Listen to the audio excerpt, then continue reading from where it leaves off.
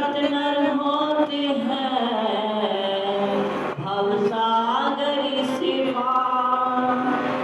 गुरा जी के सिमरन मात्र से नाशित विघ्न अनंत ताति सर्वारंभ में ध्यावत है सब संत।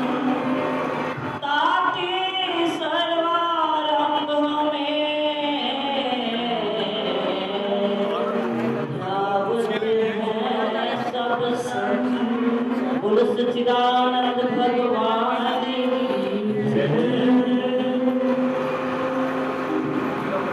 परमाराध्य देवी प्राणधन घटघटवासी श्री नंगली निवासी भगवान जी के पावन पवित्र चरणों में मेरा कोटि कोटि वंदन एवं मंच पर आसीन सभी परम आदरणीय परम सम्माननीय सब महान पुरुषों के चरणों में मेरा कोटि कोटि नमन एवं अपने अपने भाव लेकर के प्रेम लेकर के आए हुए प्यारे प्रभु प्रेमियों, आज बड़ी ही खुशी की बेला है, आज बड़ी मंगलमय बेला है। जैसा कि सबको विदित है कि हर वर्ष की भांति इस वर्ष भी श्री गुरु महाराज जी की अनुकंपा से, उनकी कृपा से और सब महान पुरुषों के आशीर्वाद के साथ श्री नंगली दरबार सेवा समिति, जिनके माध्यम से ये 9वीं भव्य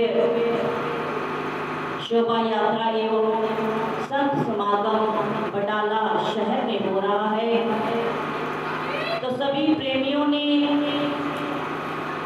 बड़ी ही सुंदर शोभा यात्रा का नजारा लिया और अब श्री गुरु महाराज जी के पावन स्वरूप का दिव्य अवलोकन करते हुए महान पुरुषों के वचनों को श्रवण कर रहे हैं, श्री गुरु महाराज जी की लीलाओं का श्रवण कर रहे हैं।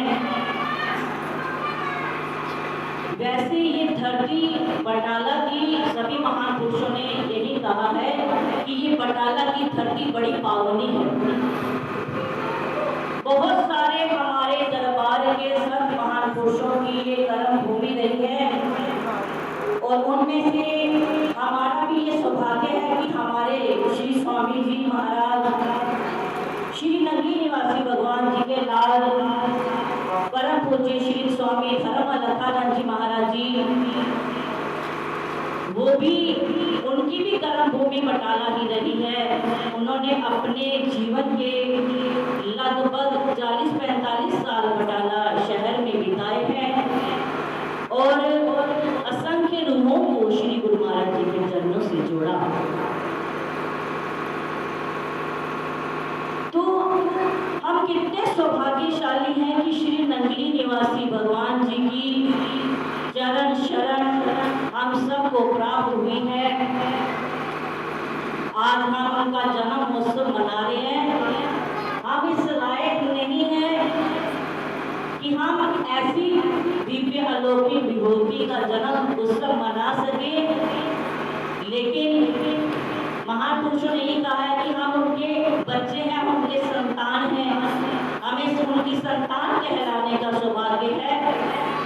तो ये सौभाग्य है हम सबका। कहते हैं कि पतझड़ बसंत के स्वागत के लिए आती है, नहीं तो बसंत का अंत कभी ना होता। और जब संबुद्ध कोई महान पुरुष इस धरा धाम पर आते हैं और असंख्य रूहें उनके स्वागत के लिए खड़ी रहती हैं, ऐसे ही हमारे दिव्य अलौकिक श्री नंगली निवासी भगवान जी इस धरा धाम पर अवतरित हुए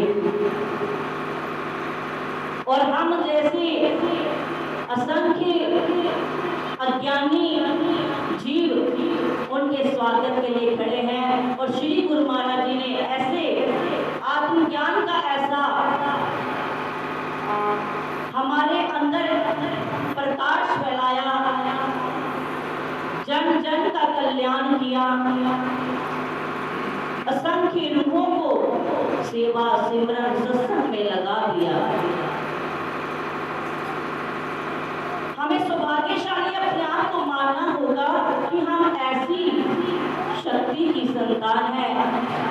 हमें ऐसा सानिध्य मिला, जैसे स्वामी जी महाराज जी भी कह रहे थे कि झाड़ फूक वाले और भी कई मिल जाते हैं, लेकिन ऐसे महान पुरुष कभी नहीं मिलते। तो हम जैसे जीव अपने इस भाग्य पर गर्व महसूस करते हैं। श्री गुरु महाराज जी की जितनी लीलाएं, जितनी भी स्तुति का गायन करें वो कम ही है, लेकिन एक छोटी सी श्री गुरु महाराज जी की पावन लीला, जैसे हम उन्हें खटखट वासी कहते हैं, श्री नगली निवासी भगवान जी जो घट घट में विराजमान है। तो यही एक लीला है कि चकोड़ी आश्रम में एक महात्मा जी जो लंगर की सेवा किया करते थे,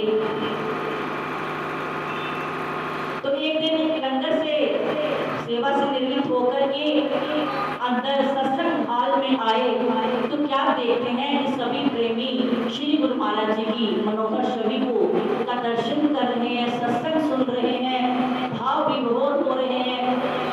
तो वो अपनी किस्मत को कोसने लगे कि ये सारे कितने भाग्यशाली हैं जो श्री गुरु महाराज जी का सत्संग भी सुन रहे हैं, उनके दर्शन भी कर रहे हैं, और मैं अभागा वहां लंगर की सेवा करता रहता हूँ, मैं दर्शन से वंचित रह जाता हूँ। और ऐसा छोटा सा मुंह बना करके महात्मा जी दोबारा पुनः अपनी सेवा में लंगर घर में आए।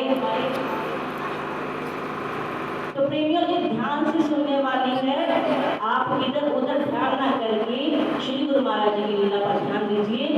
तो वो महात्मा जी जब लंगर हाल में आते हैं तो क्या देखते हैं, जब वो आटे का पेड़ा उठाते हैं तो पेड़ा करने लगते हैं, तो एकदम क्या देखते हैं कि श्री गुरु महाराज जी की छवि उन्हें पेड़े में दिखाई देने लगी।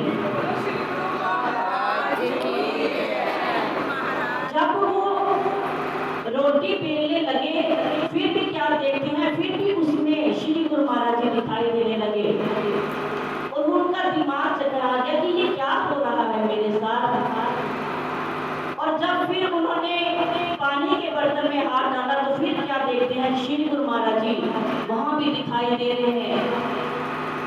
तो परेशान होकर दौड़े दौड़े गुरु महाराज जी के चरणों में आ गिरे, दंडवत प्रणाम किया। तो श्री गुरु महाराज जी फरमाने लगे, बड़े प्रेम से डांटते हुए उन्होंने कहा कि पहले तो तुम अपने आप को भाग्यहीन समझ रहे थे, लेकिन अब जब मैंने दर्शन दिए तो तुम घबरा गए। तो महात्मा जी के आंखों में अश्रुधारा प्रवाहित होने लगी, हाथ जोड़ लिए। तो श्री गुरु महाराज जी ने कहा कि मेरी निगाह सिर्फ सामने बैठे जीवों पर नहीं, बल्कि कहीं भी किसी भी जगह मेरा भगत मेरा बच्चा सेवा कर रहा है, सिमरन कर रहा है, मेरी निगाहें सबकी तरफ है। ये मत समझना कि मैं सिर्फ सामने वाले को देखता हूँ। तो महात्मा जी ने दंडवत प्रणाम की, तो हर शहर में श्री गुरु महाराज जी विराजमान है, वो हमें हर वक्त देख रहे हैं, क्योंकि उनकी कृपा हर वक्त हमारे अंदर बह रही है।